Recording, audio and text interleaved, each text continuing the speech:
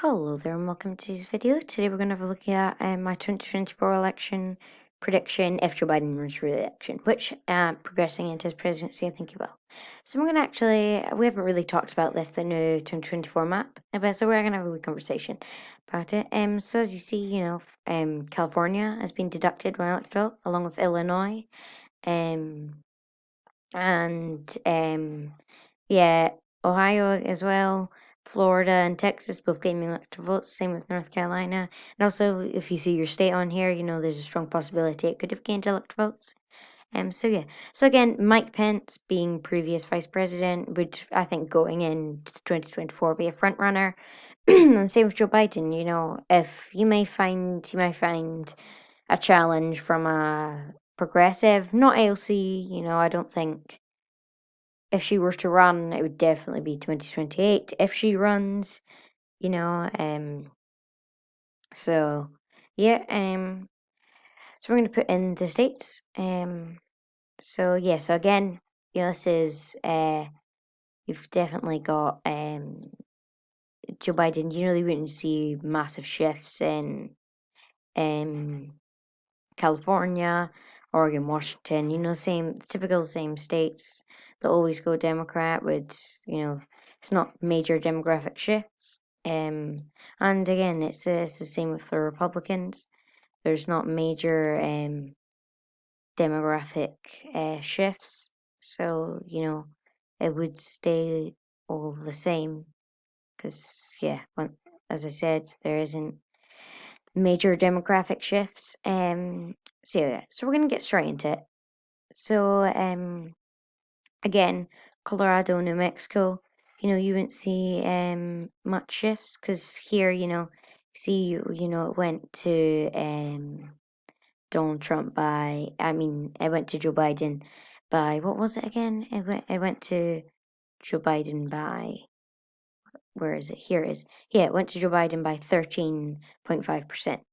And for the first time in a while, it went three just 2.9 2.7, sorry, percent more to the Democrats than New Mexico did, which it was normally the other way around. Because look, you see here, New Mexico went to Clinton by 8.2, and Colorado only went by 4.9. You go back to 2012, the same. Obama won it by 10.1, and only won Colorado by 5.4. Go to 2008, the same thing happened. 15%, only 9%. Go back to 2004, both of them even went to Bush. And you go back to 2000, Mexico went very narrowly, and Colorado went to Bush. So over the years, New Mexico has always went to the Democratic candidate more than Colorado has. But in the 2020 election, as you saw, it went to Joe Biden by 13.5%. And so, yeah, so as you've seen there. And New Mexico again went by 10%. So we're going to characterize them both as leaning Democratic states. And for the Republicans, we're not gonna characterize anything yet, but we'll come back to them. So now the tilt. So we're gonna look at some other Democratic states. So if you think Nevada and Arizona, again, you come back to the 2020 map.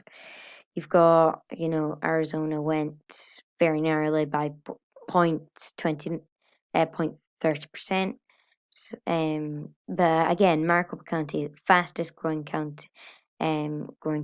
growing county in the US, went to Biden by 2%, I think, 2.9%. So again, that is a key county. And so yeah, Biden did managed to carry Arizona, and there's no doubt that he could do it again. And with Nevada, again, still went to Biden by 2 point, what was it? We'll have a look at it. In 2020, went to Biden by 2.4%, and Arizona by 0.3. So again, Biden could easily, I think, carry Nevada again, especially Even though they did, the Biden-Harris campaign did underestimate the Latino vote, and they thought they'd turn out for them more than they did, or better than they did. So yeah, so now we're gonna look at Mike Pence. So Texas again, Joe Biden again. He's not the candidate to flip it. You'd see maybe Julian Castro being the candidate to flip it, because again, you come back, you have a look at 2020. Look, you've got here. Look, you've got going to Trump by by like 6%, wasn't it? 5.5%. There's still it's still quite a red state. That could easily change, but still, there is a lot of red, and it still went, to Trump by 5.5. In 2028, I could easily see Texas going blue, but 2024, you've got, and I couldn't see it going blue.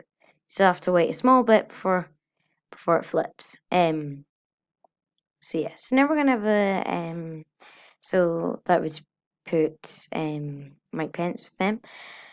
And Maine second district again, they go to their sort of Trump-esque sort of district, because if you come back and look at Maine second, went to Trump here with his unelected vote. It went to Donald Trump by 7.9%. It could narrow up to about 4 or 5% in 2024, but it still go. And so I'd say that would go to Pence. And also Nebraska's second district went to Biden by 6.5%. So you could easily see that going to him again.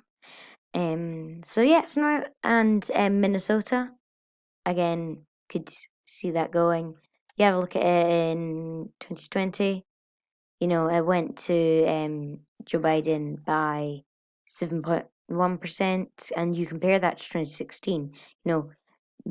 Clinton carried it by 1.5%. That, if you compare that to there, Biden has a shift of 5.6% compared to if you compare that to 2016. So again, yeah, I'd put that with Biden. I'd change it from light to just lean. And New Hampshire, I'd put as a lean, because if you look at the 2020 election, it went to Biden by 7.3%. So if you come out of Minnesota, look, and compared to 2016, Clinton barely carried it, and yet Biden won it by 7%. So again, he carried it by a lot more than Hillary Clinton did back in 2016. So like I said, yeah, that would be a lean for the Democrats. And Virginia would be a likely, because if you come back and you look at 2020 again, it went to Biden by 10%, and then in 2016 it went to only Clinton by 5.3%, and she had Kane as her running mate. So if you just let that settle in, she had Kane as her running mate. So Biden did exceedingly well there.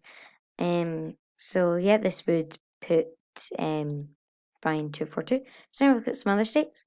So Iowa and Ohio. Again, you're not really gonna see them change much. Iowa maybe narrowing down to sort of the 5% mark, but still went to Trump by 8.2%, and Ohio went by 8.1%.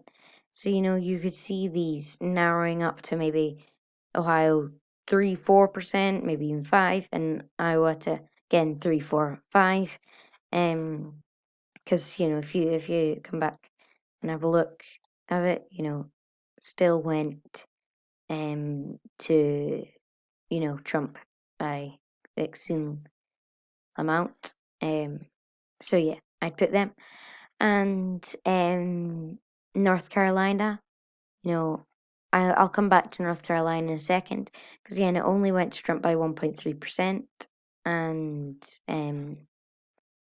I don't think so I'll come back to that in a second.